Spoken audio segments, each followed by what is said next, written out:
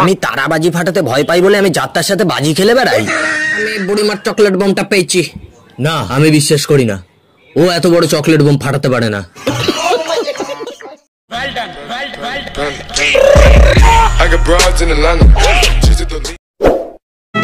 তুমি কটা গাছ বোম চাও আমি আজও বুঝিনি, তোমাকে হাতে নিয়ে আলু বোম ফাটাতে আমি আজও দেখিনি।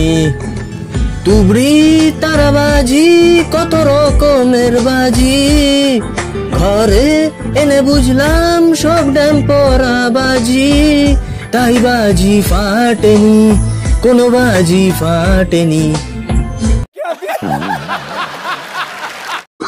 এই হাবু, তুই কি ঠিক করেছিস?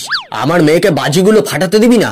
আমি এতগুলো দোকানগুলোর জন্য তারাবাজি, তুবড়িবাজি, চরকিবাজিটা কিনে আনলাম। কি বলেছিস তুই ক্যাবলার মাকে? আমি তারাবাজি ফাটাতে ভয় পাই বলে আমি যাত্রার সাথে বাজি খেলে বেড়াই। শোন, আমি বুঝে গেছি, আমি একটার পর একটা আলু বোমটা, গাছ বোমটা আনবো আর তুই ফটাফট সেই বোমগুলো ফাটিয়ে দিবি। তারপর আমি কিছু বললেই বলবি এহি উমার হে কাটলে গলতি সে মিস্টে। কি হয়েছে? যাবার গিয়ে সেল ফাটাও, না হলে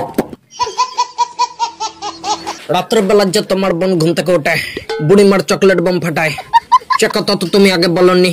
বুড়িমার চকলেট বোম? না না, এই আপনি কি বলছেন? ওর ব্যাগের মধ্যে আমি বুড়িমার চকলেট বোমটা পেয়েছি। না, আমি বিশ্বাস করি না, ও এত বড় চকলেট বোম ফাটাতে পারে না।